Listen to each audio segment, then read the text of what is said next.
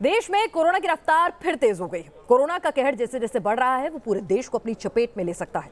Lockdown फिर से लग सकता है, इसलिए आपका सावधान रहना बेहद जरूरी है।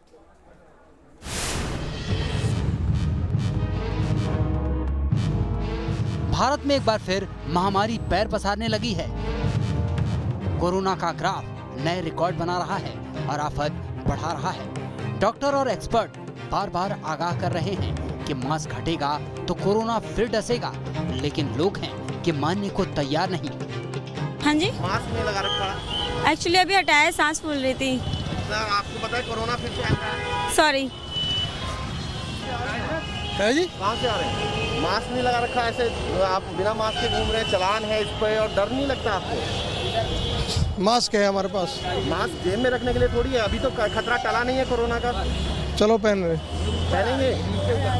आओ आओ। आपने मास्क नहीं लगा रखा, वजह? नहीं कुछ सॉरी। दिल्ली में फरवरी में पहली बार कोरोना के मामले 200 के पार पहुंच गए हैं, तो महाराष्ट्र में कोरोना केस 80% तेजी से बढ़े हैं। 126 दिन बाद महाराष्ट्र में एक दिन में कोरोना मरीजों की संख्या 8000 के पार हो गई।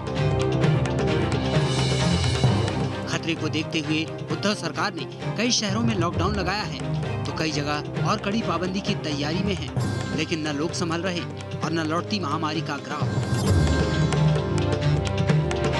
2 दिन पहले जिस वाशिम में महाराष्ट्र के मंत्री काफिले और भारी हुजूम के साथ मंदिर पहुंचे थे, उसी वाशिम में कोरोना का ऐसा विस्फोट हुआ है कि हड़कंप मच गया। वाशिम के एक हॉस्टल में 229 छात्रों की कोरोना रिपोर्ट पॉजिटिव आई और दहशत मुंबई समेत पूरे महाराष्ट्र में छा गई। लापरवाही और नया स्ट्रेन मिलकर फिर से देश में दहशत की चेन बना रहे हैं। रोज कोरोना के मरीजों की बढ़ती संख्या रिकॉर्ड तोड़ रही है। देश में काबू हो रही महामारी के फिर फैलने का खतरा और बढ़ा रही है। रोज कोरोना केस के मामले में जहां हफ्ते भर पहले भारत टॉप 10 से बाहर था, वहीं अब रोज नए केस वाले देशों में भारत फिर से टॉप 4 पर आ गया है। भारत से आगे सिर्फ अमेरिका, ब्राजील और फ्रांस हैं। एक तरफ देश में 1.25 करोड़ लोगों को टीका लग चुका है। ये खबर कोरोना से जंग में उत्साह बढ़ाने वाली है, मगर अब भी देश में 1.5 लाख से ज्यादा एक्टिव केस हैं। ये बात टेंशन और खतरा दोनों बढ़ाने वाली है। दिल्ली से मोहित बख्शी और मुंबई से शैलेंद्र सिंह के साथ टीम न्यूज़ नेशन।